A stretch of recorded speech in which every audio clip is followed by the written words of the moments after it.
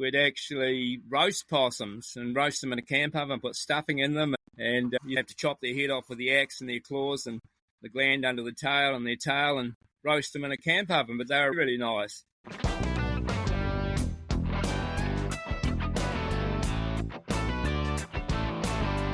Kia ora, and welcome to The Tramping Life, a podcast about hiking in Aotearoa, New Zealand, or as we call it here, tramping. I'm Jonty, and in each episode I chat with people who share a passion for exploring this incredible country. We'll hear about the tracks they love, the huts they return to, the lessons they've learned, and what keeps them heading back into the bush. My guest today is Bruce Chopper Reay. He has lived in the bush for most of his life. He's speaking to me from Saxton Hut on the edge of Fiordland National Park, close to the Hollyford track. I'm delighted to welcome him to the podcast. G'day. G'day. So, for our listeners, describe your home. The hut was built for deer recovery purposes and was built in 1972, and it's basically an abandoned hut that doesn't belong to anyone. One of the beauties of it is actually not a dock hut. It's on stewardship land, but it's not actually on the dock inventory because if it is, they'd have to maintain it and they'd have to depreciate the value and it costs them money. At one stage, they were going to remove it, but there was quite a lot of opposition to that, so it has remained. How long have you been living there for? I first came here in 1982, and I was eel fishing and possuming in the winter, eel fishing in the summer and possuming, and I stayed here until 86. I also fished over at Big Bay. I always wanted to come back, and I wanted to come back in 2000, so that gave it the eel fishery time to recover and everything. And I had a lot of roadblocks with dock and everything, and as you do. I finally got back here in 2010, so that's 15 years, plus the 3 years I was here in the 80s, so that's getting on to 20 years. Let's go back to the beginnings. I'm just thinking about your early days, and what were your first memories of being outdoors? Probably what got me interested was the Boy Scouts. I was probably in the Boy Scouts for about 4 or 5 years. I was brought up outside Nelson, a little place called Brightwater. So I'm not a town person. We did a lot of stuff in the Scouts, camping and things like that, and then started exploring. And we had Mount Richmond Forest Park and Northwest Nelson, Abel Tasman, Nelson Lakes. And then I went to university, basically because I thought I had the capability of getting some sort of qualification. I did a forestry degree. And I didn't really want to get a job in pine trees, and I couldn't get a job in environmental forestry, which I probably wanted to do. I was used to work in the Forest Service in the holidays, track cutting, Northwest Nelson, and did a couple of animal and vegetation surveys. They were real cool jobs. I couldn't get a job when I graduated, so I actually went back track cutting for the Forest Service in South Westland. And in those days, every valley had a possum hunter in it, and possums were worth quite big money. When I was a kid, we used to run around and chase possums. We actually used to skin them and we used to sell them, but had a wee bit to learn. Some couple of guys were using helicopters to do possums. I thought, there must be a bit of money in this. So we got into possum hunting, and then I had to do something to fill in the summer, and I was going to do deer capture because they were worth a lot of money at that stage. And I got into eel fishing quite by accident. I didn't even know there was a market for it, but I knew where there were plenty of eels. I became a possum hunter and an eel fisherman on the west coast of the South Island, from northwest Nelson right down to southwest and also down southern Fiordland. And you spent most of that time living in the bush rather than going in for trips. It was a bit easier to base yourself there for the seasons. Yeah. With possums, we'd go in, we might be in for 5 months without coming out. That was the normal for possum hunting. I think the longest I've been in the bush without coming out is 10 months. But yeah, pretty well full time in the bush. So were you getting resupplied, or were you having to live off the land? Bit of both. When you're possuming, you actually can eat possums. So we used to spin the meat out from that. What does possum taste like? If you get a young one, they're really nice. And I haven't done this for a long time, but sometimes when the first year we were doing it, we'd actually roast possums and roast them in a camp oven, put stuffing in them, and you'd have to chop their head off with the axe and their claws and the gland under the tail and their tail and roast them in a camp oven, but they were really nice. When you were at university, you were president of the Canterbury University Tramping Club. So was that when you were doing your forestry training? Yeah, I got into that. Actually, the designation, it was club captain. When I went to university, I had a couple of cousins that were older than me, and they said, "Oh, you want to join the Canterbury University Tramping Club?" So I did do that, and we went away on an Easter trip, and we ended up stuck up in Barker Hut for about 5 days while it rained, and that's as far as we got on our trip. I was doing more and more exploring and going away on big trips and things, and rather than studying for my forestry degree. And I actually failed my last year, basically because I did too much bloody tramping. I had to repeat it, but it was much, much easier because I'd done half of it before, so I did even more. The trouble was I was starting to turn up to lectures in my rubber gumboots and my shorts and my bush shirts and stuff, and I was going quite feral. And I actually even failed it on the second time round, and they got a bit sick of me, so they passed me as a whole and booted me out, really. I ran into a guy who was a bit of a legend in the Caramere River before I went to university, and he said to me, "Oh, would you like to work for me down here?" And so this guy was Snow Myers, and he told me who to get in contact with, and I rang this guy up, and he said, "Yeah, we'll give you a job." So they gave us a job for 2 weeks, and we were behind a slasher, sort of cutting tracks through bracken to old gold mining sites up the Wangapeka. So that was real cool. And then August 2-week break comes around, and we said, "Oh, can we get another job working for the forest again?" Yeah, you're two good guys. There was this young guy called Paul that was working with me. And we went to a place called appropriately Helicopter Flat, halfway through the Wangapeka, and they flew us in a Bell 47. And Harry, who was the big boss that gave me the job and stuff, he came in. And he said, "What do you think of that, Bruce?" I said, "Well, it beats walking, Harry." So that's really where I got it started. And I think I did probably about 4 trips with the Forest Service. They flew us in with the helicopter. And then we started chartering helicopters ourselves and flying in. So that's where the chopper bit came. There's a guy that was out of Makarora that had an aircraft called a Maul. And there was all these ex-meat hunting airstrips. And we flew into all of those.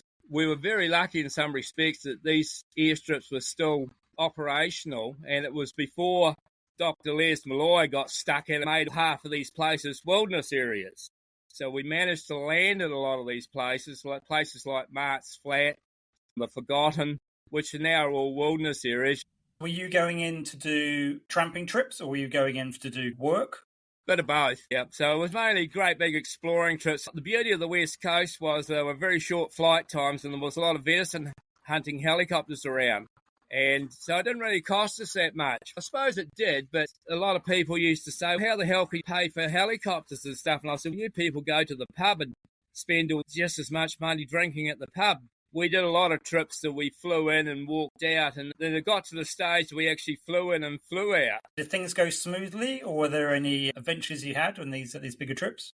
If you add it up, I've actually been involved in 4 helicopter rescues. The first one was when I was at Canterbury University. My first year I was there. We got tangled up with a wind slab avalanche on Mount Ferry Queen. It was our own fault. We set the avalanche off, and 2 guys got swept down about 1,500 feet and went over a whole series of bluffs.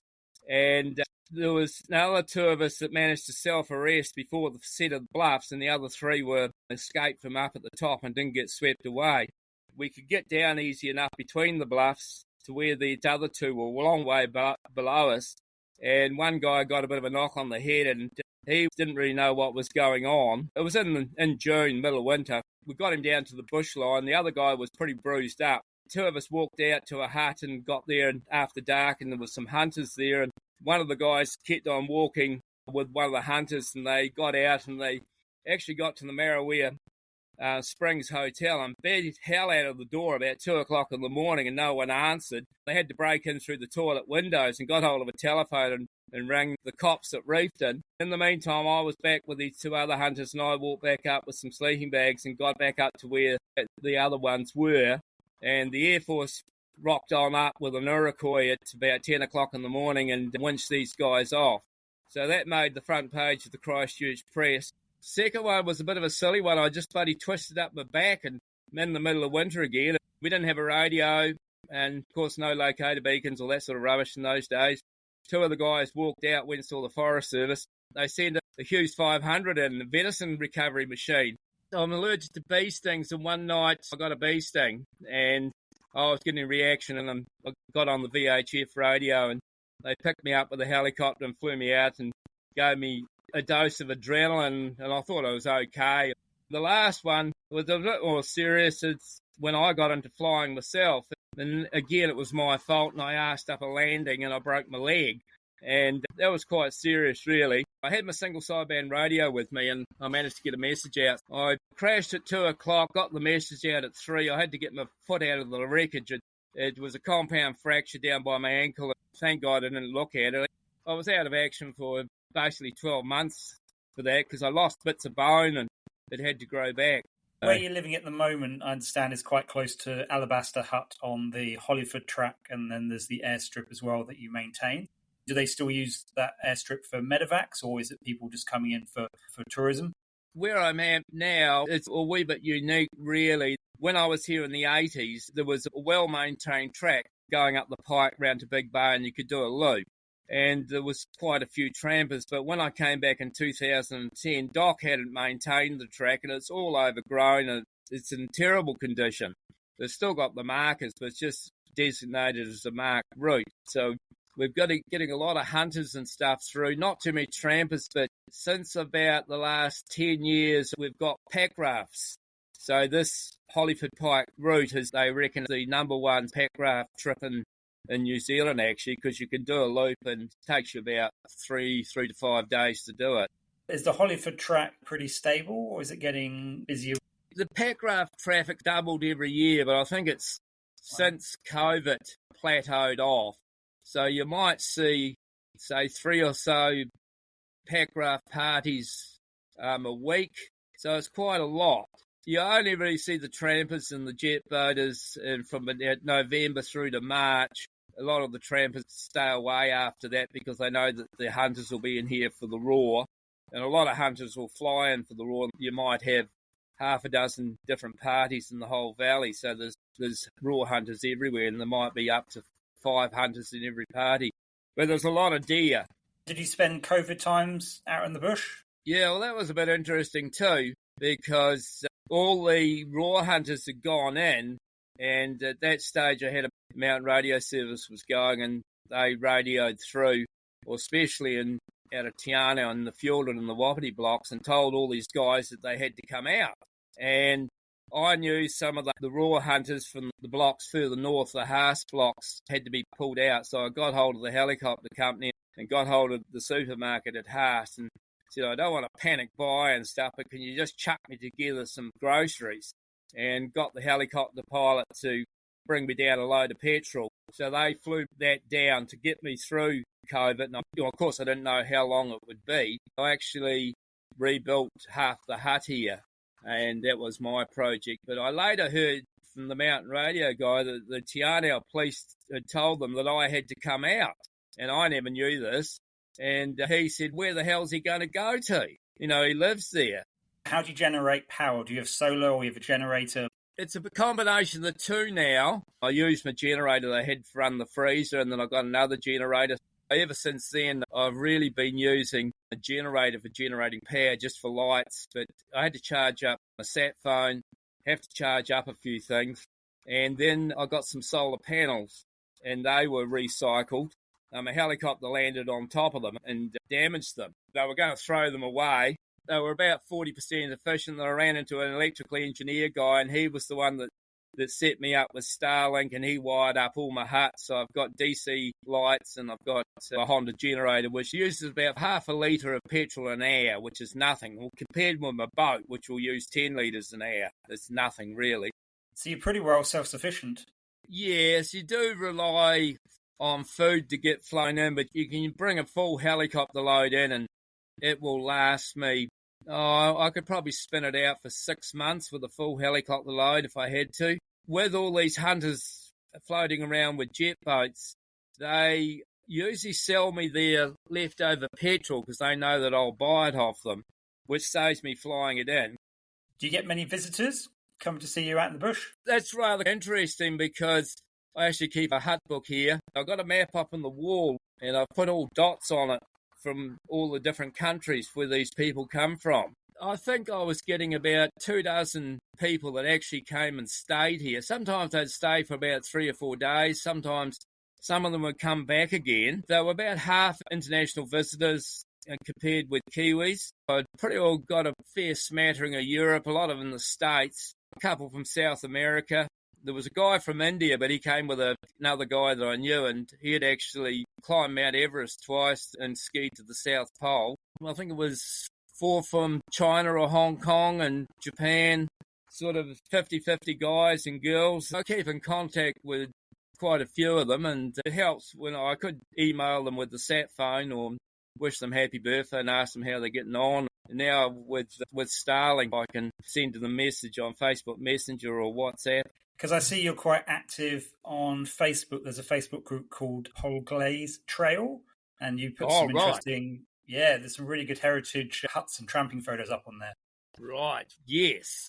I worked with Max Polglaze. He was my boss, and he was my best boss that I ever had. When I worked for the forestry track cutting and stuff, that was really the best job I ever had, because we were out in the bush in the Forest Service, and we'd be out for 3 weeks at a time, sometimes longer than that. All our food was supplied, and we got paid, so we couldn't spend our money. Max was an absolutely incredible guy, and he's still alive. He's got dementia. He's in a rest home, but he's 85. And few of the guys that worked in the Forest Service and few guys that knew Max, and I knew Max really well, pushing for this thing called the Polglaze Trail. All it means is just making where Max worked and did all these incredible things and give some sort of acknowledgement what he does. Is there anything you miss in civilization? Not really. The way I look at things is it's a better alternative to be out here than being in town. I found that when I got closer out to civilization, I had problems with people stealing my gear, and I've lost quite a lot of gear over the time if I'm out closer to roads and things, and that there really annoyed me. That's even worse than dealing with bureaucracy. But dealing with bureaucracy was pretty bad. Thank you so much for your time. It's quite a privilege to speak to somebody who lives quite a different lifestyle, and good luck with your continuing adventures in the bush. That's all right.